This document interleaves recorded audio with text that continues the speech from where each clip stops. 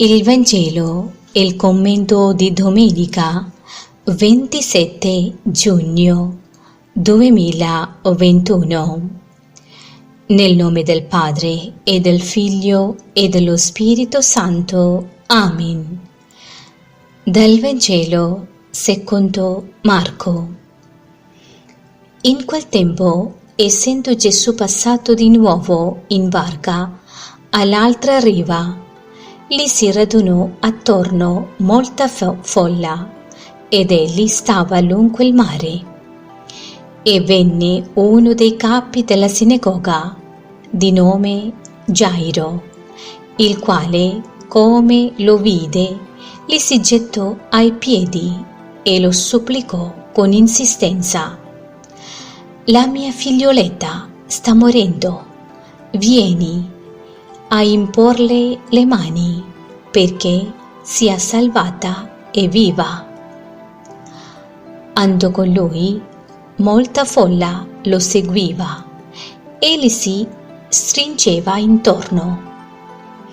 Ora una donna che aveva perdita di sangue da 12 anni e aveva molto sofferto per opera di molti medici, spendendo tutti i suoi averi senza alcun vantaggio, anzi piuttosto peggiorando, udito parlare di Gesù, venne tra la folla e da dietro toccò il suo mantello. Diceva infatti: «Se riuscirò anche solo a toccare le sue vesti, sarò salvata». E subito le si fermò il flusso di sangue e sentì nel suo corpo che era guarita dal male.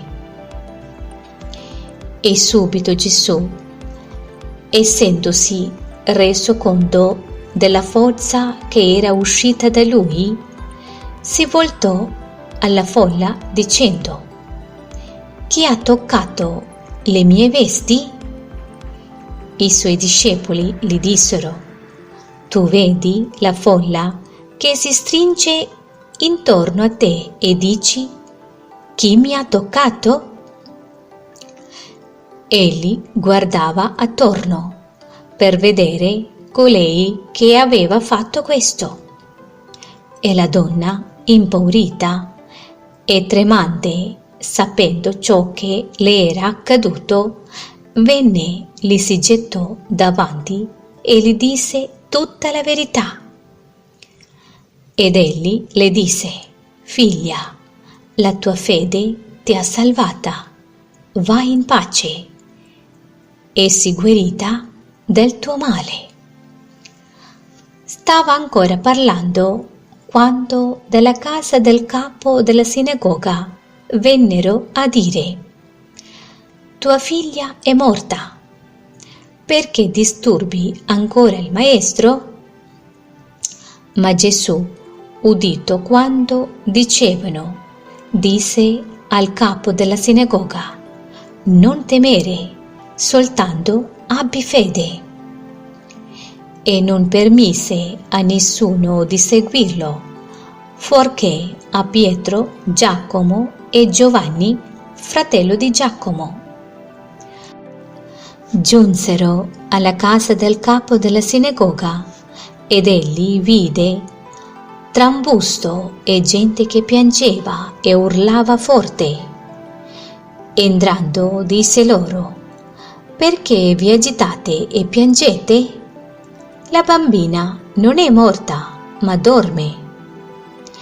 E lo deridevano, ma egli, cacciati fuori tutti, prese con sé il padre e la madre della bambina e quelli che erano con lui ed entrò dove era la bambina. Prese la mano della bambina e le disse: «Talità cum», che significa: «Fanciulla, io ti dico alzati». E subito la fanciulla si alzò e camminava. Aveva infatti 12 anni. Essi furono presi da grande stupore e raccomandò loro con insistenza che nessuno venisse a saperlo e disse di darle da mangiare. Parola del Signore. Commento al Vangelo. Gesù passa di nuovo all'altra riva nei luoghi a lui cari e ancora la folla lo cerca e lo segue. La descrizione di quello che accade è talmente reale che ci fa vivere e partecipare alla scena non solo come spettatori, ma anche come attori, quindi con le nostre azioni, i nostri pensieri e i nostri sentimenti. La situazione è grave, si parla di malattia e di morte. Uno dei capi della sinagoga, Gairo, è disperato perché la sua bambina sta morendo. È prostrato davanti a Gesù, gli chiede di salvarla dalla morte. Ancora la folla si accalca intorno a Gesù, che senza esitare sta seguendo questo povero padre verso la sua casa. Una donna che custodisce un segreto è in mezzo a quella gente.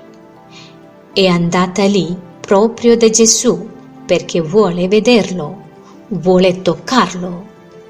Anzi, è certa che se toccherà anche solo il suo mantello sarà salva, sarà liberata dalle sue emorragie e dalla sua impurità, come la giudicava la cultura del tempo. Quella donna non aveva più vita dentro di sé da 12 anni, ma adesso ha tanto coraggio e senza esitare riesce a toccare le vesti del Maestro e subito guarisce. Immaginiamo di essere lì tra la folla.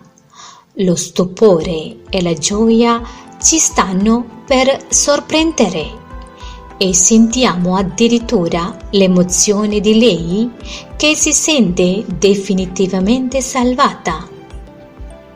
Gesù si volta perché ha sentito una forza uscire dal suo proprio corpo e vuol vedere chi è stato a toccarlo. Chissà quanta gente lo avrà fatto durante la sua missione, ma questa volta è diverso. La sua forza è uscita da lui perché chi lo ha toccato ha fede e un desiderio grande, una vita nuova attraverso di lui. Gesù vuole che sia manifesta questa guarigione, questa liberazione. Desidera che la donna venga allo scoperto e così la chiama figlia per donarle ufficialmente la sua dignità, per riscattare la sua vita perché possa cantare come nei giorni della sua giovinezza.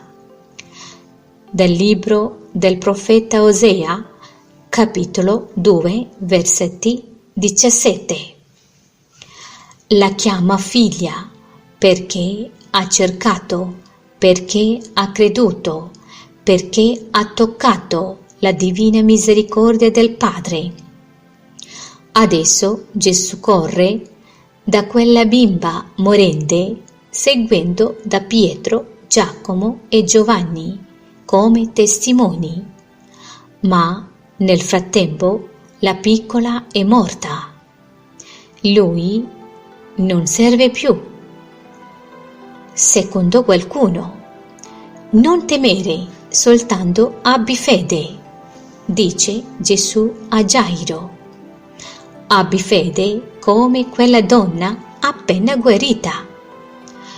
non pretende niente il Signore, chiede solo di non arrendersi e di continuare ad avere fiducia.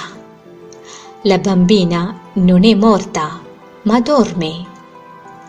L'autorevolezza di Gesù e la sua tenerezza lasciano senza parole i genitori, che nel dolore si lasciano guidare dalle sue parole e dai suoi gesti. Così prende la mano della bimba e le dice: Talità cum, che in aramaico vuol dire agnellino, alzati. Quanta dolcezza, quanto amore nelle parole del Signore, nel riportare alla vita la piccola. Lascia nello stupore anche noi, immersi in quella scena. Dio ha il potere di far risorgere la nostra vita solo se ci mettiamo alla sua sequela con l'umiltà e la fede di quella donna e di questo uomo di nome Gairo.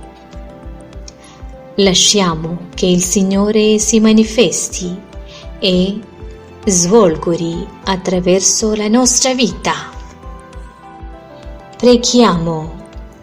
Quando il cuore dell'uomo si riempie di Dio, tutto il mondo si riempie di Dio. Alza la prima pietra e trovi Dio. Alza gli occhi verso le stelle e ti incontri con Dio. Il Signore sorride nei fiori, sussurra quando spira la brezza, interpella con il vento e risponde nella tempesta, canta con i fiumi. Tutte le creature parlano di Dio quando il cuore è pieno di Dio. Amen.